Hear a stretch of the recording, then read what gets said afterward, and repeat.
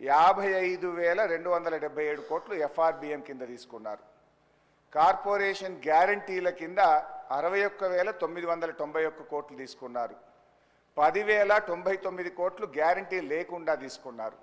మొత్తంగా కాంగ్రెస్ పార్టీ ఏడాది పాలనలో చేసిన అప్పు ఎంత అంటే 1,27,208 కోట్లు. ఒక్క ఏడాదిలో వీళ్ళు చేసిన అప్పు 1,27,208 కోట్లు. 5 ఏళ్లకు మనం లెక్క కడితే ఎంత అవుతుందంటే అధ్యక్ష 6,36,040 కోట్ల రూపాయలు 5 ఏళ్లలో కాంగ్రెస్ ప్రభుత్వం చేయబోయే అప్పుగా దీన్ని బట్టి మనకు స్పష్టంగా కనబడతా ఉంది. ఇకపోతే అధ్యక్ష ఈ మధ్యకాలంలో కాంగ్రెస్ పార్టీ నాయకులు వైట్ పేపర్, కాంగ్రెస్ పార్టీ పెట్టిన వైట్ పేపర్ బుక్ కూడా తెచ్చాను అధ్యక్ష.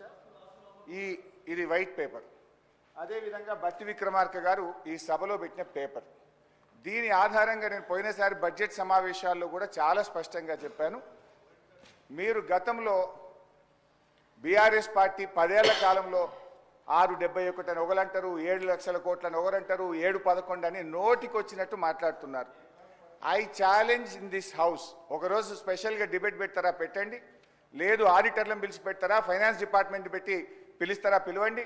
ఐ వాంట్ టు ప్రూవ్ 10 ఏళ్ల బీఆర్ఎస్ కాలంలో జరిగిన మొత్తం అప్పు కేవలం 4,17,496 మాత్రమే. కానీ గోరంతలు కొండంతలు చేసి గోబల్స్ ప్రచారం చేసేటువంటి ప్రయత్నాన్ని ఈ సభ ద్వారా నేను తీవ్రంగా ఖండిస్తూ ఉన్నాను. గతంలో గౌరవనీయులు బట్టి విక్రమార్క గారు ఎన్నికల ముందు ఆదాయాన్ని సమకూర్చడంలో కాంగ్రెస్ పార్టీకి అపారమైనటువంటి అనుభవం ఉంది, హామీలన్నీ నెరవేర్చడం మాకు పెద్ద సమస్యే కాదు అని ఎన్నికల ముందు చెప్పారు. వీడియో కూడా ఉంది, కావాలంటే పంపిస్తాను.